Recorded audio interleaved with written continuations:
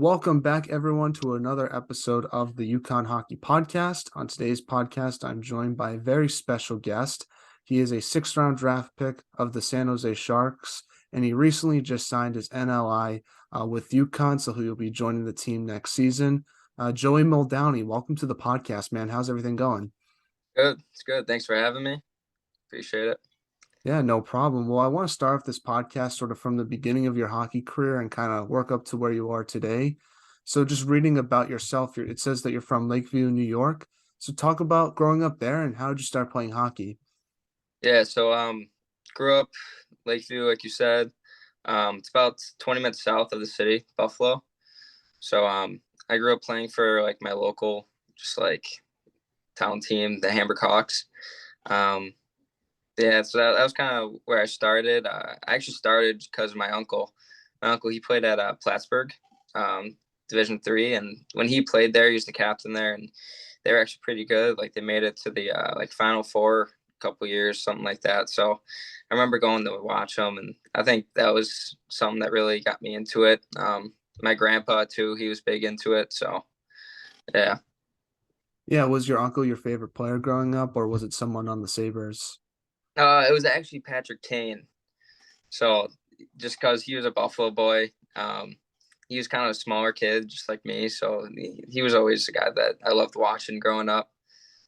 Do you try to imitate your game after him a little bit? I want to see, have you pulled any of the shootout moves that he likes to do? Because I feel like he perfected the shootout move where you like slowly creep up on the goalie and then like go really fast and shoot a top shelf. I mean, I've tried doing some of his stuff, but not not too good at it like he is. But yeah, I've tried it. Just gotta keep working on it. Hopefully, by the time you get to UConn, it'll be perfected, so you can see it in a game at some point.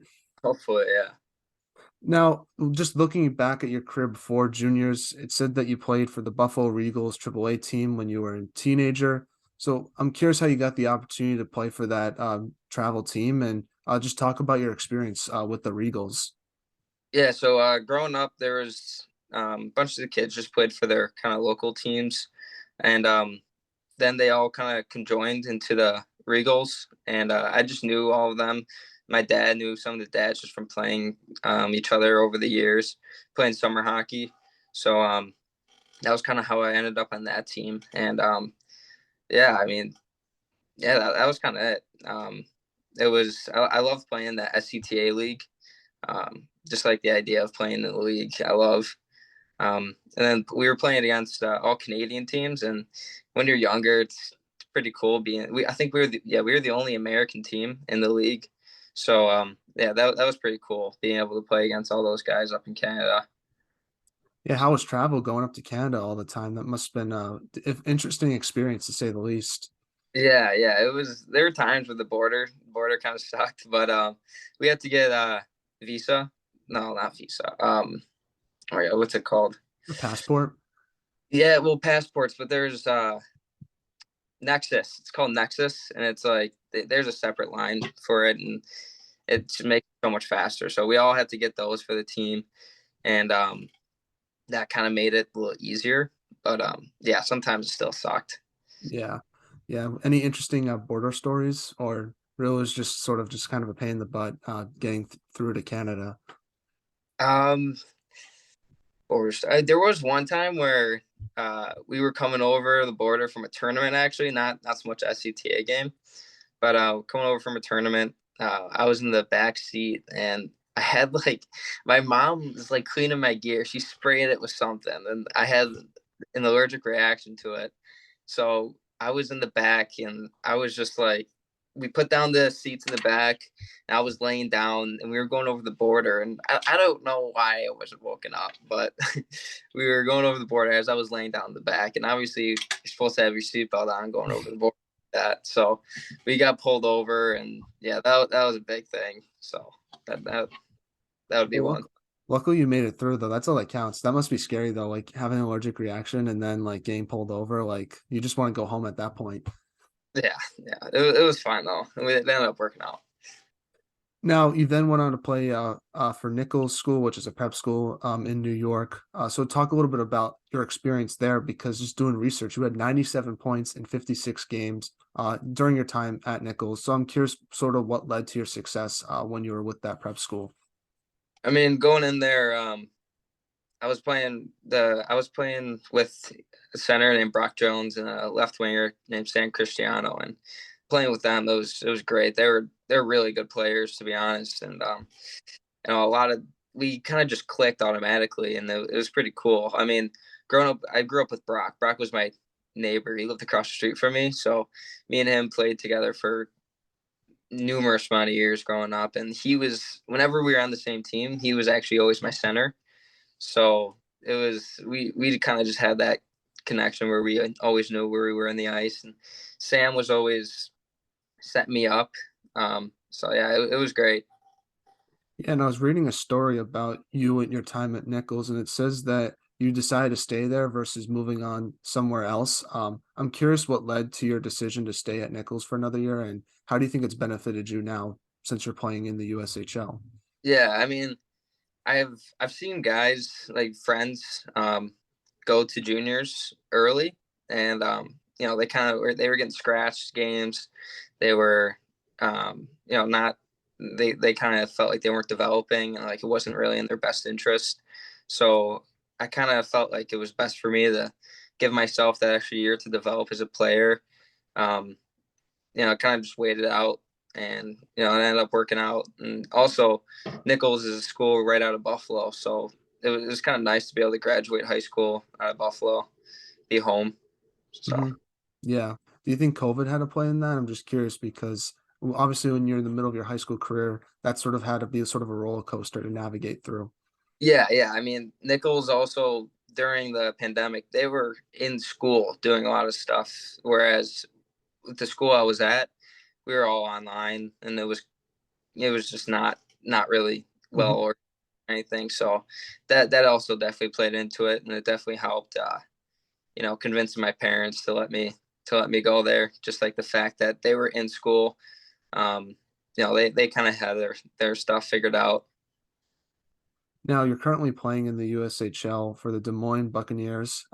What's it been like playing in the USHL, and I guess what's been the biggest adjustment you've had to make to your game coming from prep school to the juniors?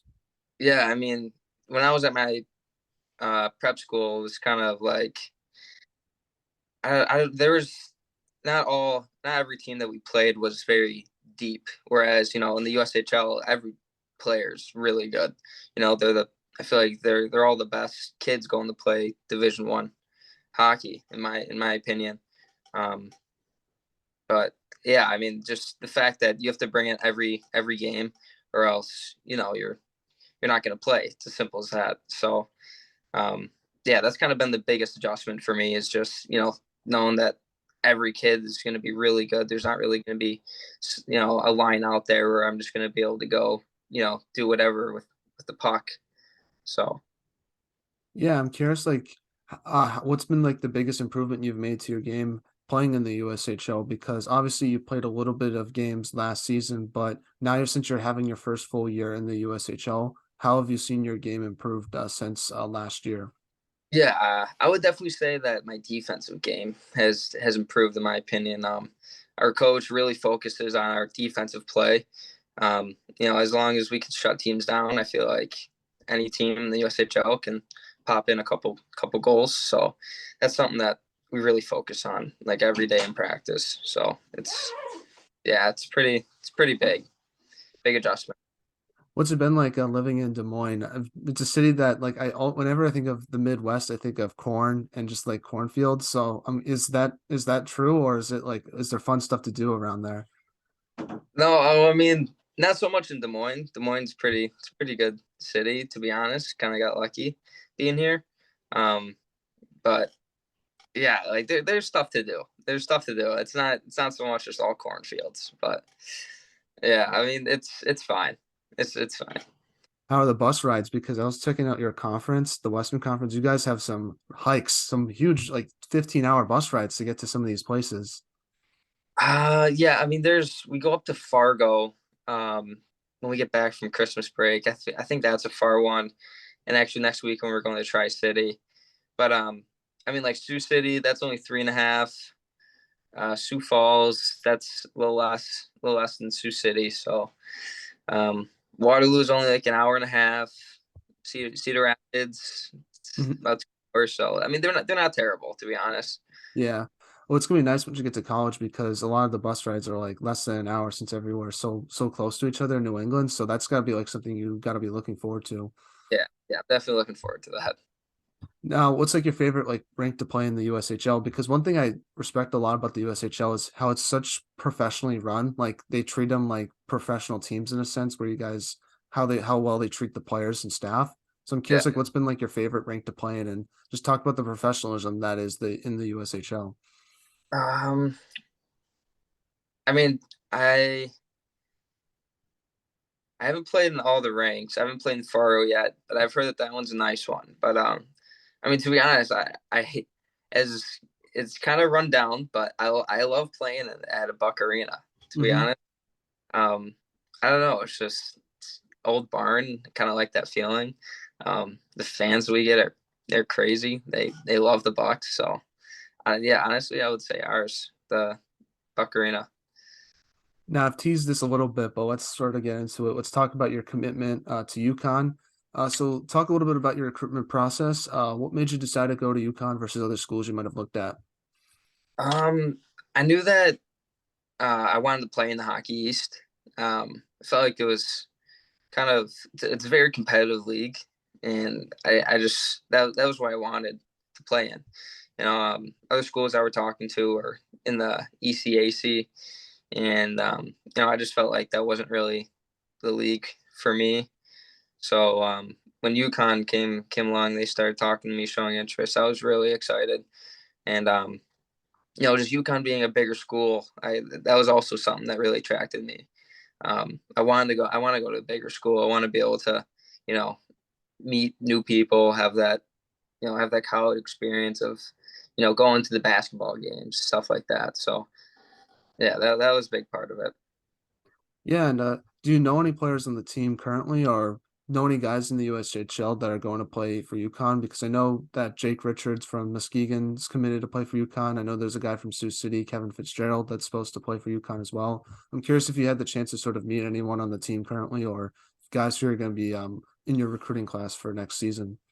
Yeah, I mean, me and Jake, we've talked a little bit, just kind of like DMing each other stuff, just like when we signed, kind of just both said like congrats to each other, just like looking forward to it, stuff like that. But I don't know anybody currently on the team. Actually, last year I knew Ryan Wheeler. Hmm. Uh, so he's from Buffalo, and I skate with him over the summers sometimes. So yeah, that's an old player that I know. That's awesome.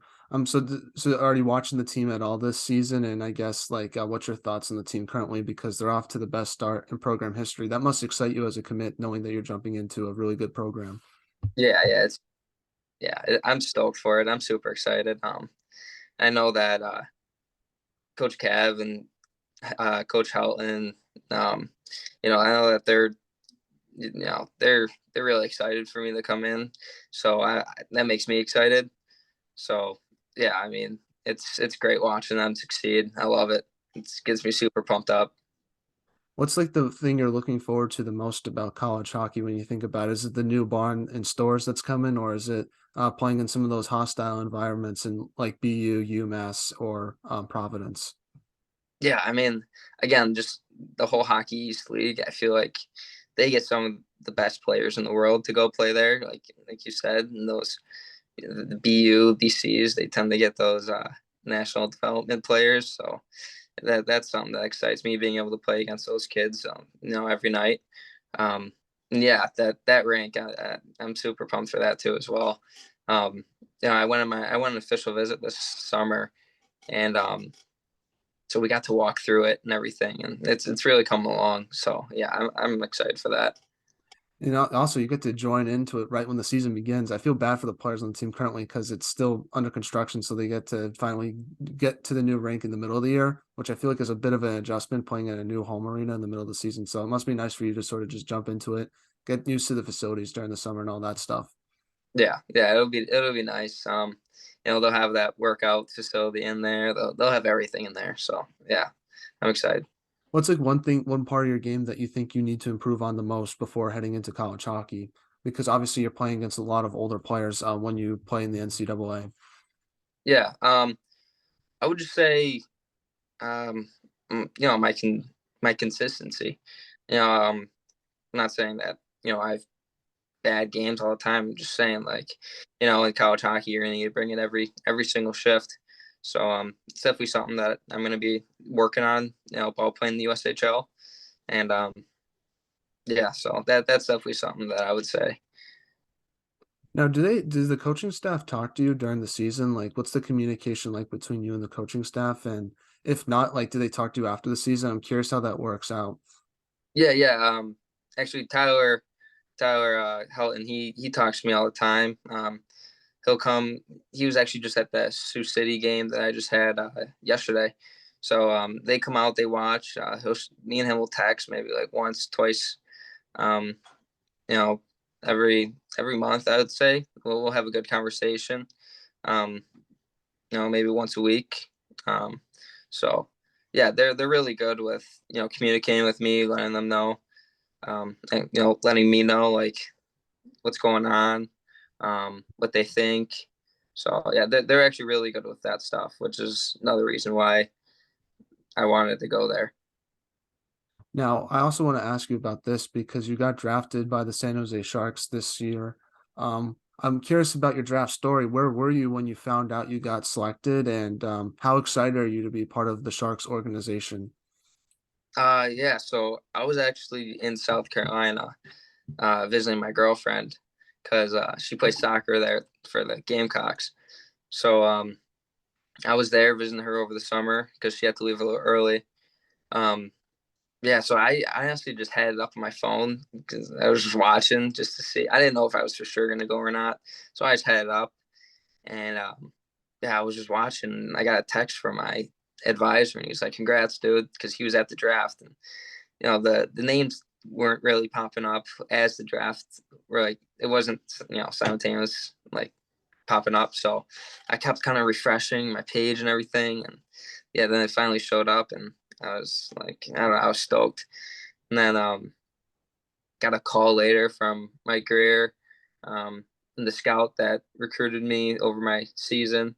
So yeah, it was definitely exciting day, and to be part of the Sharks is pretty cool. I mean, it was cool knowing I was gonna go to California for the development camp because I've never been to California.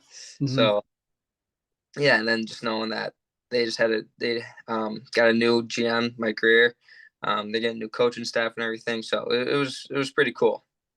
How'd you tell your girlfriend you got drafted? That must have been cool as well. Yeah, I was kind of just sitting there. I was like, I just got drafted.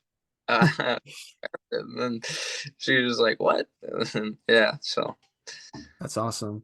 Well, I'm curious, like, how's the draft process work in the NHL? Because I was listening to another interview that you're doing. You said that you weren't sure you were going to get picked. It sort of just happened. So, what's the process like? Do they how do they reach out to you? And like, how many teams were you talking to? Was it just the Sharks, or was there other teams interested? there was a couple other teams that were like really showing interest, but like there's a couple teams that just kind of sent me surveys to fill out.